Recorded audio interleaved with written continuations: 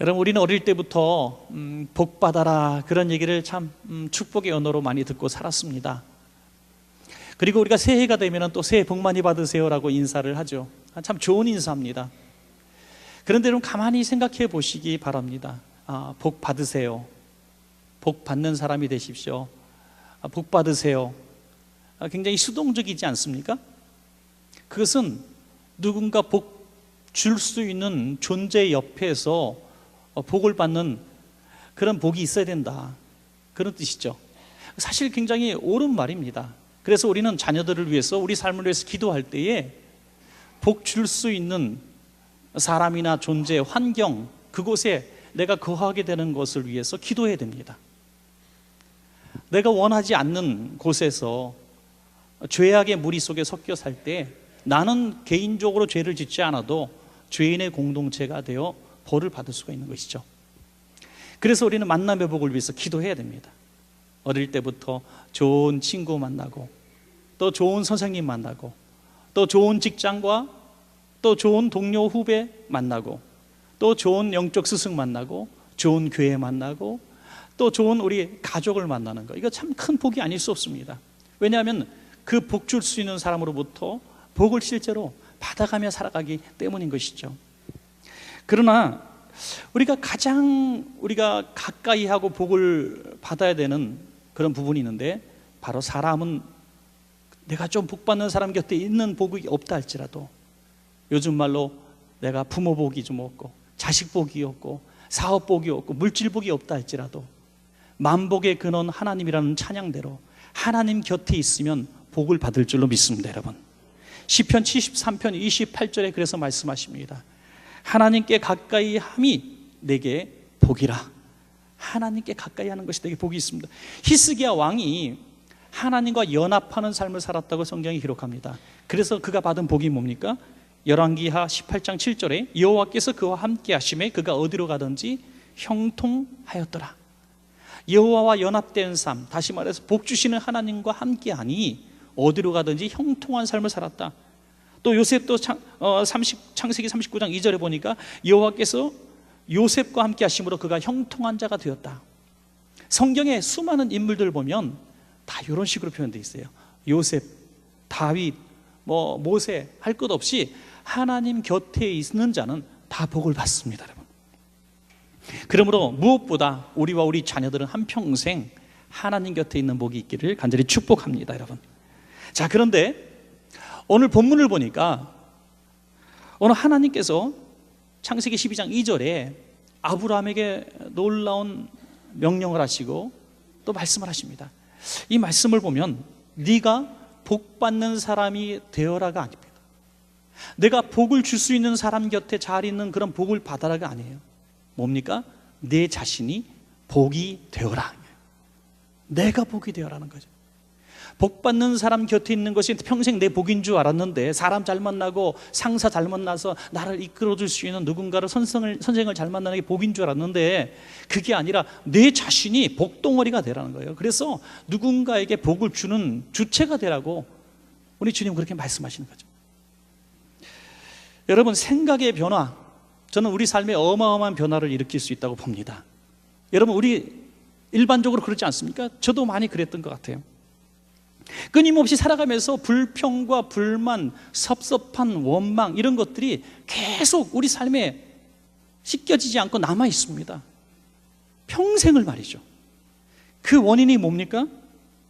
나의 행복과 불행이 다른 사람으로부터 나온다고 생각하기 때문에, 내가 누군가를 잘못 만나서 이렇게 내가 생활이 꼬이고 아프다는 거죠.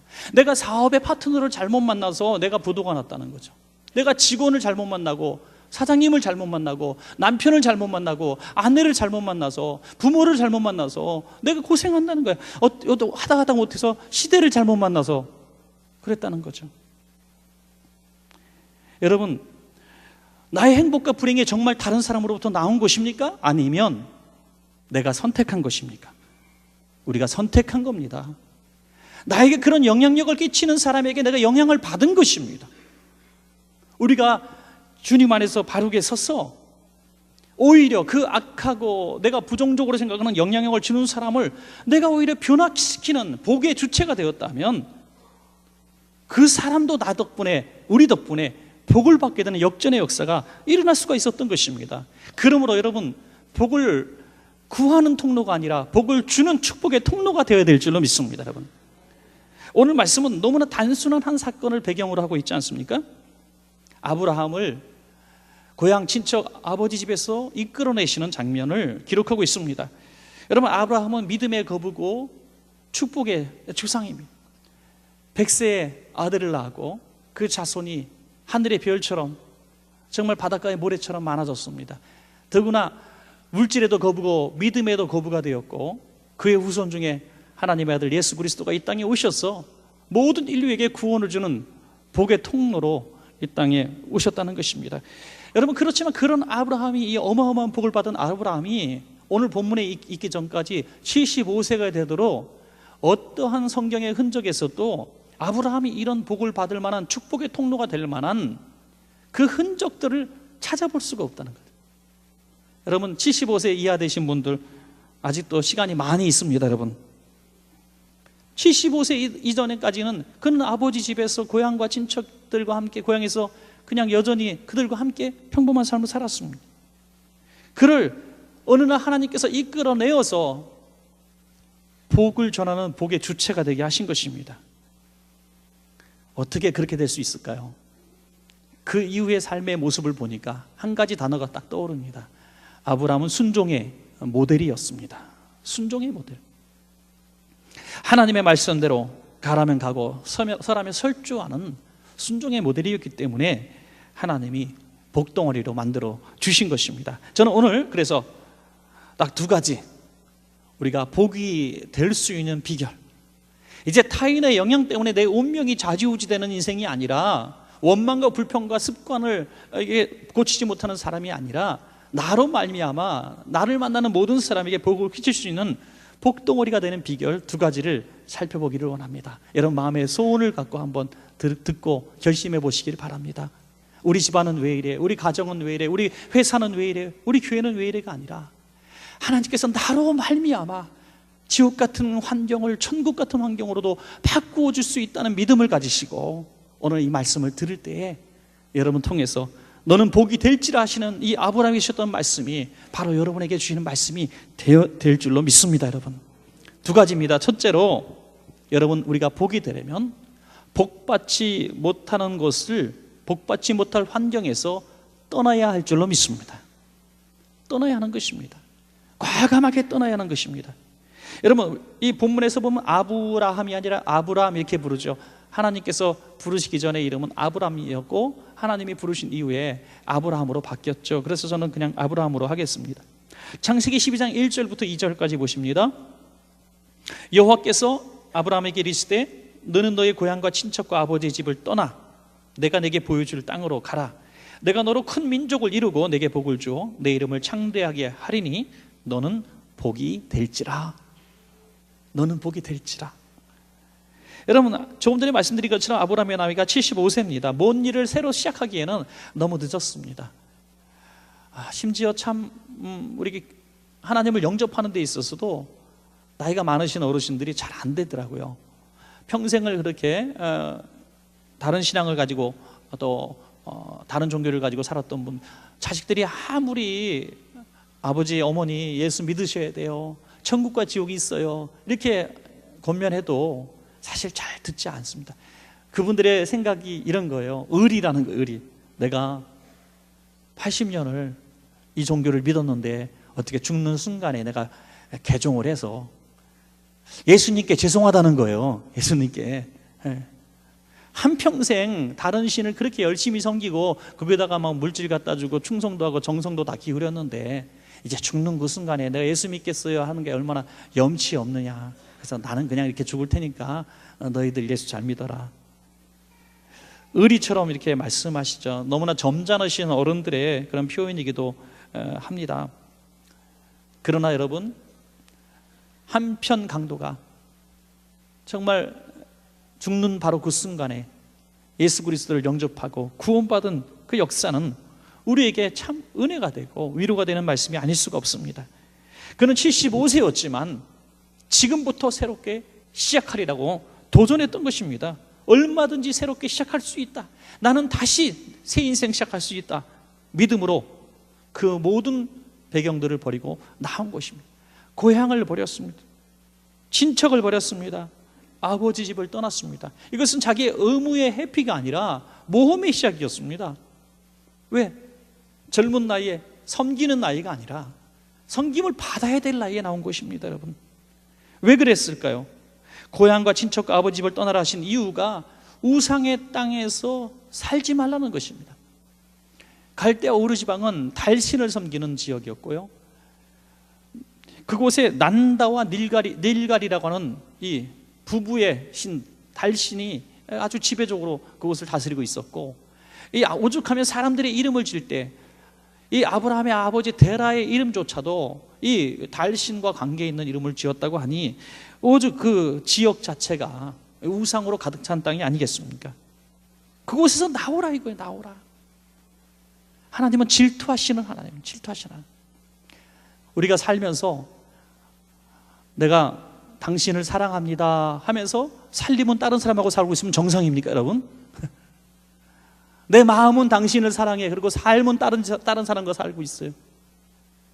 이런 건 있을 수가 없는 거잖아요. 내가 머물고 있던 그 우상의 땅에서 나를 사랑한다면 나오라는 겁니다. 나오라. 그곳에서 있는 많은 기득권과 그 손해와 피해들을 감수하고 나오라는 것입니다. 여러분, 훗날에 모세의 후계자 여호수아가요, 여호수아 24장 2절부터 3절까지 보면 아브라함을 끌어내신 하나님에 대한 얘기를 하고 있습니다. 이렇게 증언합니다. 옛적에 너희의 조상들 곧 아브라함의 아버지 나홀의 아버지 데라가 강 저쪽에 거주하여 다른 신들을 섬겼으나 내가 너희의 조상 아브라함을 강 저쪽에서 이끌어내어 가나안 온 땅에 두루 행하게 하여 하고 그의 씨를 번성하게 하려고 그에게 이삭을 주었으며, 분명히 말씀하고 있습니다. 아브라함의 아버지 데라가 강 저쪽 그곳에 거주하면서 다른 신들을 섬기고 있었기 때문에 아브라함도 아버지를 따라 그 우상들을 섬길 수밖에 없는 환경이 되었기 때문에 내가 너희 조상 아브라함을 이쪽으로 끌어내서 가나안 땅에 거주하며 하나님을 섬기겠다는 것입니다. 이 얘기를 여호수아가 왜 하고 있습니까? 하나님이 우리의 이동에, 우리의 삶의 터전의 변화를 먹고 사는 문제 때문에, 우리의 이익 때문에, 우리의 욕심 때문에 이동하는 것이 아니라 영적인 유익을 위하여 하나님의 인도하심에 따라 순종하는 자가 복덩어리가 된다고 말씀하고 있는 것입니다. 이 말씀을 하시는 이유는 너희도 그렇다는 거죠. 너희도. 여호수아가 하는 말입니다. 여호수아는 출애굽 세대, 그 세대 광야 시대를 경험한 지도자 아니겠습니까? 이렇게 얘기하는 것입니다. 너희가 애굽 땅에서 노예로 살 수밖에 없는 환경에 있었던 것 너희도 기억하지 않냐 이거죠. 너희 힘으로, 능력으로는 그것이 악한 땅이고 우상의 땅이고 노예의 땅이지만 너희 힘으로 벗어날 수 없지 않았느냐 이거죠. 그런데 어떻게 너희가 나올 수 있었느냐? 하나님이 너희들을 애굽에서 이끌어내셨다는 겁니다. 왜? 우상의 땅에서 벗어나게. 여러분, 그들의 신음소리가 하나님께 상달되어서 하나님이 애굽의 노예에서 그들을 해방하셨다고 우리는 그렇게 생각을 하고 그렇게 믿습니다. 그건 맞는 말씀이에요. 그러나 하나님의 본심의 중요한 부분은 그들을 이끌어내서 하나님을 예배하는 곳으로 이끌어내신 줄로 믿으시기 바랍니다. 여러분, 여호수아 24장 17절부터 보면 그런 말씀이 나와요. 이는 우리 하나님 여호와께서 친히 우리와 우리 조상들을 인도하여 애굽 땅 종되었던 집에서 올라오게 하시고 우리 목전에서 그 큰 이적들을 행하시고 우리가 행한 모든 길과 우리가 지나온 모든 백성들 중에서 우리를 보호하셨으며 우리 여호와께서 또 모든 백성들과 이 땅에 거주하던 아모리 족속을 우리 앞에서 쫓아내셨습니다. 그러므로 우리도 여호와를 섬기리니 그는 우리 하나님이심이니이다 하니라. 그렇습니다. 이끌어내시고 대적을 멸하여 주시고 먹을 것을 주시고 하신 모든 이유가 뭐냐? 여호와 하나님을 잘 섬기도록 하기 위해서. 여러분, 하나님 앞에 예배하고 영적인 순결함을 방해하는 모든 환경들이 있다면 떠나야 할 자리인 것입니다. 아무리 돈을 많이 벌어도 죄 짓는 자리는 떠나시기를 주의 이름으로 부탁합니다. 여러분, 친척을 떠나라고 하는 것은 사람들 의지하지 말라는. 여러분, 당시 공동체는 부족 사회, 부족 공동체 아닙니까? 정말 지금도 어려운 나라 또 넓은 나라 이렇게 가보면 멀리 몇 시간 가다가 민가가 하나도 보이지 않다가 이렇게 형성이 되어 있습니다. 아프리카도 가니까 그렇더라고요.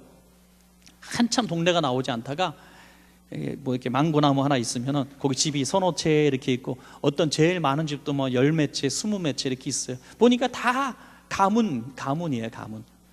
가게 족장이 다 아버지고 엄마고 그래요. 할머니, 할아버지고. 그래서 그곳에 삽니다. 그걸 벗어나면 그들이 살아갈 수 있을까요? 아니면 살 수가 없어요. 어떻게 먹고 삽니까? 어디서 삽니까? 맹수가 오고 도적이 오고 밤에 그 악한 자들이 와서 칼로 찌르면 어떻게 합니까?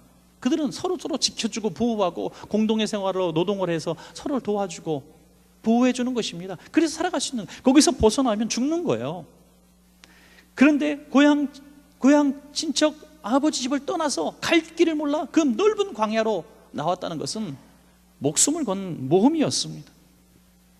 아버지로부터 받는 모든 혜택도 포기하라는 것입니다. 여러분, 우리 교회 성도님 가운데도 몇 분이 그런 분이 있었습니다. 야, 너가 예수님만 믿지 않는다면, 나를 따라 이렇게 열심히 내가 믿는 종교 잘 믿으면 내 재산이 다 내 재산이 아니냐. 그러니까 그냥 조용히 너 기독교 신앙 그냥 가만히 있다가 내가 죽고들랑 믿든지 말든지 하고 그냥 지금은 나랑 같이 어디 가자, 교회 가지 마라, 이렇게 제시하는 그런 가족들도 있습니다. 그러나 제가 들었던 바로는 그런 분들이 하나같이 예수님을 포기할 수 없기 때문에, 또 예수님이 복이기 때문에 포기하지 않고 믿음을 지켜서 결국 승리하는 경우들을 우리는 여러 차례 저는 간증을 들은 바 있습니다. 여러분, 하나님을 잃어버리고 포기하면 모두를 잃어버리지만 생명의 원천의 주님을 붙들면 모든 것을 얻을 줄로 믿습니다. 여러분, 그러므로 떠나라고 하는 것은 잃어버리게 하시려는 하나님의 계획이 아니라 더 좋은 것을 주시려는 하나님의 큰 뜻이 있는 것입니다. 여러분, 전에 했던 예화지만 제가 참 마음에 품고 있는 감동적인 예화를 한번 또 말씀을 드립니다. 어떤 부흥 강사님이 하신 말씀인데 저는 잘 안 돼요. 여기에 매주 하는 예화라도 처음 하는 것처럼 뻔뻔하게 하라 그러시더라고요. 근데 저는 잘 안 되는 것 같아요. 들어보신 분들이 많이 있겠지만 한 번 더 하겠습니다. 오대식 목사님이란 분이 계신데, 이분이 일본에서 목회하실 때요, 어느 교회 강사로 이제 초청을 받으셨다고 해요. 그래서 일본에서 어떤 집회를 하고 있는데 특별 찬송 시간이 되었습니다. 아주 건장한 체구의 남자 신사 3분이 나오는데, 걸음걸이부터 건달 특유의 걸음으로 걸어 나오는데 덩치들도 크고 3명이 다 목에 문신까지 쭉 달려있는 거예요. 아이고, 저런 사람들이 와서 무슨 찬양을 할 것인가. 강사가 긴장을 합니다. 그런데 너무 찬양을 뜨겁게 은혜롭게 하더랍니다. 그리고 한 사람이 마이크를 잡고 간증을 합니다. 여러분, 우리는 3사람이 다 3가지 공통점을 가지고 있습니다. 첫째는 우리는 모두 예수 믿는 사람입니다. 뭐 당연한 거죠. 예수 믿으니까 나와서 특성도 하죠. 둘째로 우리는 모두 한국인 아내가 있는 사람입니다. 한국인과 결혼한 사람입니다. 마지막 셋째는 우리 모두 하면서 동시에 손가락을 딱 보여주는데 손가락이 하나씩 없습니다. 3명이 다 손가락 하나씩 없더랍니다. 그들은 나름대로 잘 나가던 야쿠자 조직의 중간 보스들이었습니다. 그러나 예수님을 믿고 서로 전도하여 3사람이 의기투합해서 모든 간부가 받을 수 있는 집과 권리와 모든 자기가 가지고 있는 재산도 다 헌납을 하고 손가락까지 다 내놓고 그리고 탈퇴를 했다는 거죠. 그리고 이 말씀을 예화로 들은 목사님이 설교 시간에 예화 중에 이렇게 얘기했답니다. 자, 그들은 예수님을 믿기 위해서 가지고 있었던 모든 집과 재산과 권리를 내놓고 손가락까지 끊고 나왔는데, 과연 여러분은 그 오래전부터 예수님을 믿었다고 하고 모태신앙이라고 하면서 예수님을 위해서 무엇을 헌신하셨습니까? 무엇을 잘라내셨습니까? 무엇을 포기한 적이 있으십니까? 세상은 세상이고 누릴 것은 다 누리면서 주일날 와서 예배 의식을 행한다고 그것이 그리스도인인가 하는 뼈아픈 질문을 했던 것입니다. 여러분, 아브라함도 마찬가지예요. 세상적으로 보면 미련해 보입니다. 다 포기한 것처럼 보입니다. 그러나 진정한 복이 어디에서 주어지는지 알았기 때문에 미련 없이 나올 수 있었던 것입니다. 여러분, 사랑하는 원천 가족 여러분, 뭐 너무 구체적으로 설명하지 않아도 지금 여러분들이 신앙의 성숙에 따라서 전에 없던 갈등을 느끼고 죄악의 자리에 있고, 이것은 하나님이 원하시지 않는 자리라고 생각하는, 그 일이라고 생각하는 부분에 유혹이 있습니까? 그걸 포기하면 많은 것들을 잃어버리게 됩니까? 오늘 아브라함을 통해서 우리가 교훈 받아야 될 것은, 우리는 어떤 사람을 통해서, 어떤 내가 믿고 의지하는 인맥을 통해서, 권력을 통해서 우리가 복을 받고 저주를 받는 것이 아니라, 하나님이 만복의 근원이 되는 것을 믿음으로 그 자리를 과감하게 박차고 나오시길 바랍니다. 여러분, 하나님을 섬기기에 불편한 그 땅에 있는 것은 죄악에 머무는 땅이고 결국 우리를 망하게 하는 땅인 것입니다.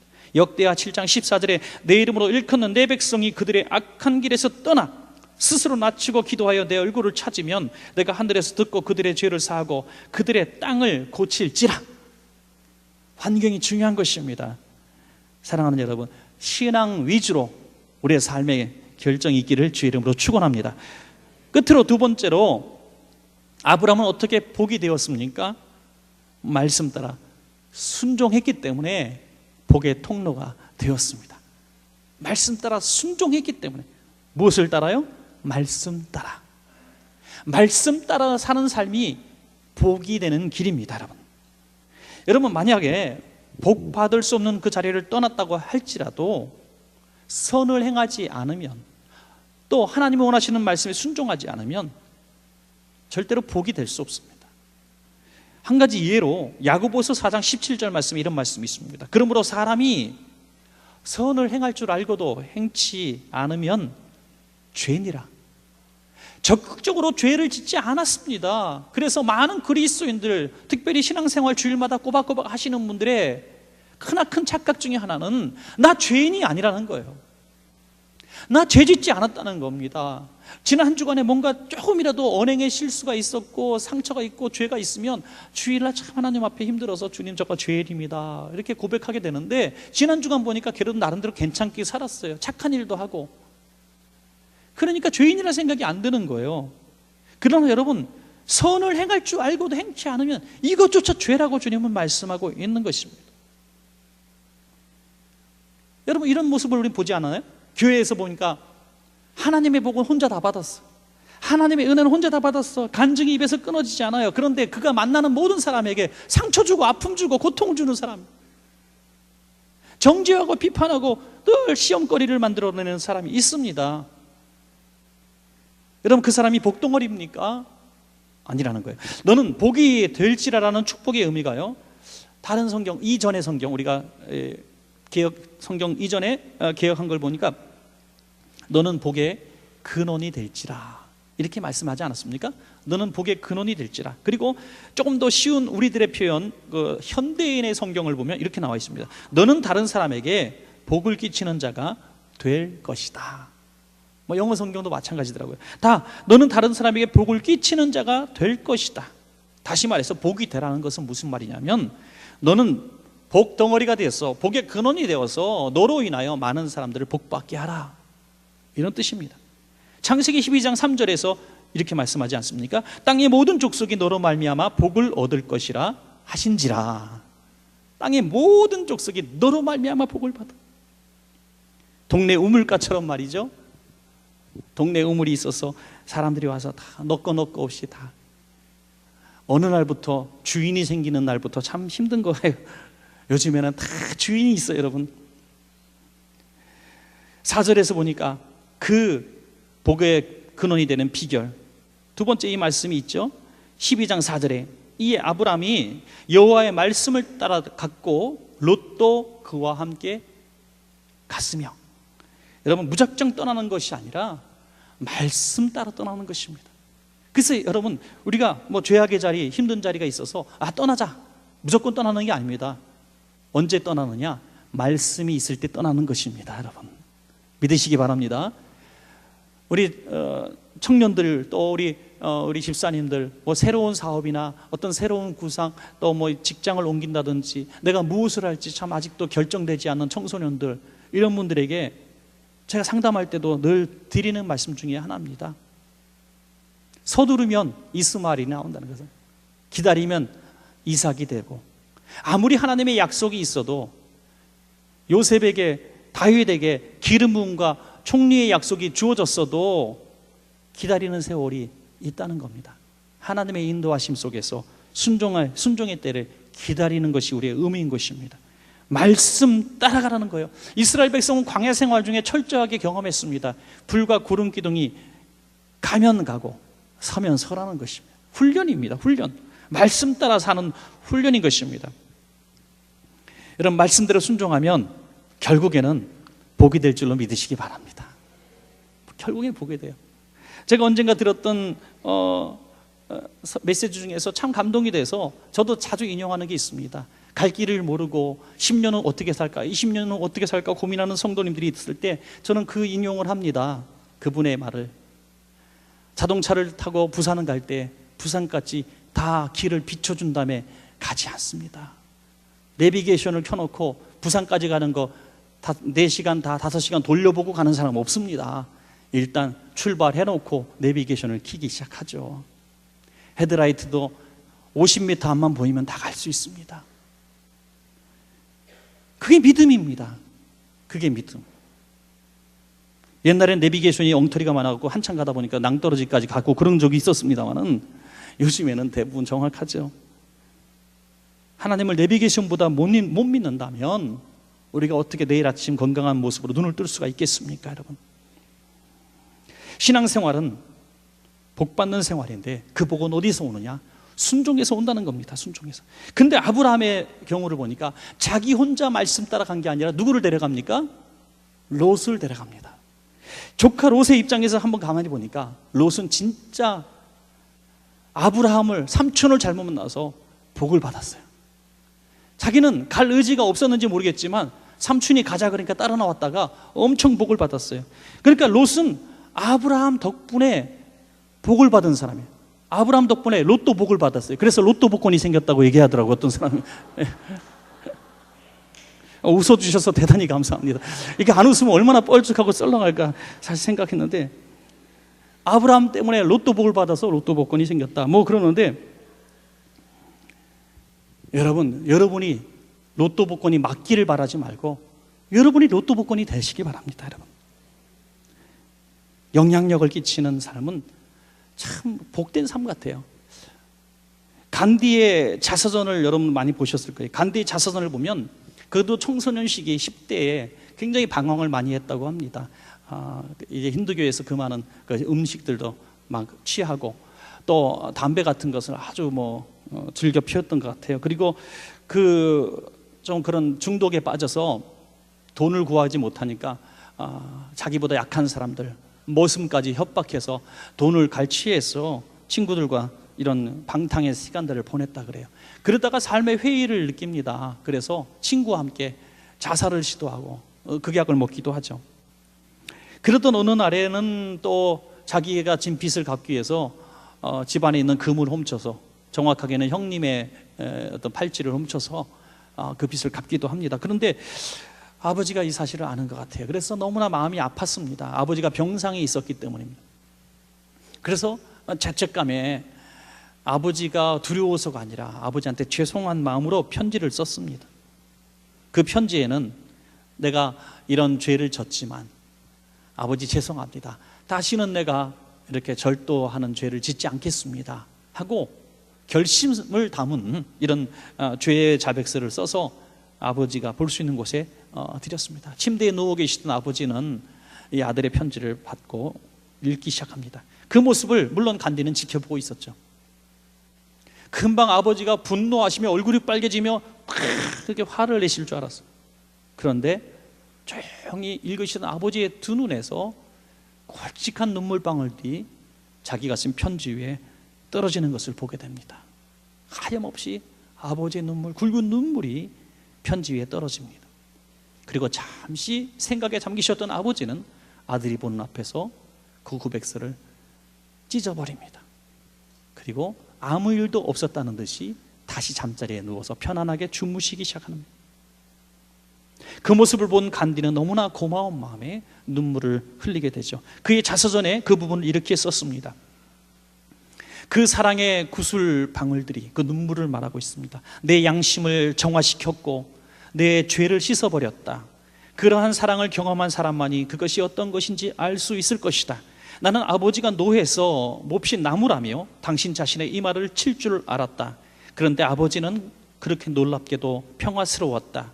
그리고 나는 이것이 나의 깨끗한 자백 때문이라 믿는다. 다시는 죄를 범하지 않겠다는 약속이 들어있는 순결한 고백은 그것을 받을 권리가 있는 사람 앞에 바쳐졌을 때 가장 순수한 회개가 된다.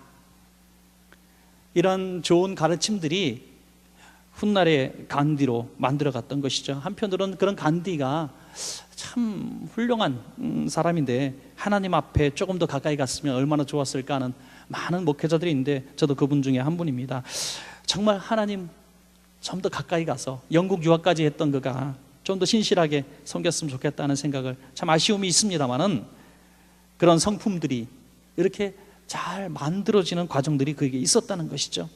여러분, 우리도 하나님 앞에서 어떤 죄의 문제를 가지고 나올 때 이 죄 때문에 내가 얼마나 고통을 받고 죄값을 치를까 두려워 죄를 고백하는 것이 아니라 나의 죄 때문에 나를 위해 구속의 십자가를 지신 예수님이 얼마나 마음 아파하실까, 그러한 이 효자 성도의 마음으로 주님 앞에 죄의 고백이 있을 때에 복받는 사람은 우리 자신이 된다는 것입니다. 어떤 성도님이 손주를 안고 이렇게 하신 말씀이 있어요. 목사님, 이 애가 복덩어리예요. 그래요. 안고 계시는 아기가 복덩어리라요. 애가 보니까 한 2살이나 됐을까요? 어떻게 복덩어리예요? 아이고, 얘가 있으니까요, 우리 며느라이하고 우리 딸이 화해했어요. 또 아들하고 화해했어요. 아주 화목해졌어요. 가정이 아주, 전에 웃음이 없었는데 우리 집에 아주 웃음이 있고요. 전에 우리 사업도 안 되는 아들 사업이 이제 사업도 막 잘 되기 시작해서 저는 근심이 없어요. 아유, 이 아이 보니까 진짜 복덩어리예요. 하나님이 이 아이 주셔갖고 우리 집 복덩어리. 근데 제가 가만히 보니까 그 아이가 한 일이 하나도 없어요. 엄마 아빠가 좀 불화할 때 저기 원천교회 카페 아이스프링에 불러갖고 엄마 1시간 면담하고 아빠 1시간 면담해서 아빠, 엄마하고 좀 화해했으면 좋겠어, 이렇게 상담하지 않았더라고, 얘가. 그리고 막 울면서 엄마, 아빠 화해하세요 하고 떼쓰지도 않았어요. 그냥 맨날 똥 넣고 우유 먹고 그거밖에 안 했거든요.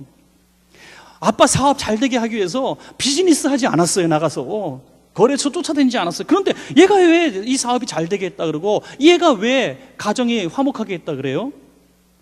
그 존재가 복덩어리가 되었기 때문이죠. 여러분, 우리가 복이 될지라는 것은 우리의 자신이 복덩어리가 아니라 축복의 통로가 되었기 때문인 줄로 믿으시기 바랍니다. 축복의 통로가 된 거예요. 저는 아주 오래전이지만 어떤 부흥 강산지 이름도 기억 안 나는데 그때 굉장히 좀 마음이 섬찟해서 지금도 그런 타산지석으로 삼고 있는 부분이 있는데, 뭐 조그만 집회였던 것 같아요. 막 집회하시면서 안수기도 받을 사람 나오라는데 아무도 안 나오니까 이분이 하시는 말씀이, 이 손이 어떤 손인 줄 알고 감히 거절하냐고. 이 손이 다른 사람 안수 받으려고 줄을 서는데 여기는 왜 이러냐고. 좋은 말 할 때 나와서 복 받으라고 막 이렇게 자기 손에 대해서 얘기하는데 굉장히 이건 아니지 하고 충격을 받았어요. 저는 누구를 비판하려고 하는 마음은 추워도 없습니다. 제가 타산지석으로 삼았다는 거예요. 자기 손이 무슨 능력이 있습니까? 목회자가 무슨 능력이 있습니까? 아무리 선하게 살고 금욕적으로 살고 아무리 죄 안 짓고 살아도 무슨 그 자신이 능력이 있습니까? 전깃줄이 나한테 경배하라, 내가 전기를 줬다라고 말하겠습니까? 우리 안에 성령님이 내주하실 때, 성령님의 능력이 우리를 통해서 나갈 때 우리는 쓰임받는 것입니다. 여러분, 축복의 도구로. 너는 복이 될지라. 이 말씀은 뭡니까? 네 자신이 자생하고 자발적으로 복을 뿜어낼 수 있는 사람이 되라는 것이 아니라 내 안에 성령님이 내주하셔서 늘 복을 주는 하나님의 도구가 되라는 것입니다. 여러분, 요셉이 어디 가든지 형통했던 것이 왜였습니까? 감옥에 들어가도 감옥이 잘 되고 보디발의 집에 가도 보디발의 집이 잘 되고 애굽의 궁에 들어가니까 애굽 나라가 잘 되고 어떻게 그렇게 됐습니까?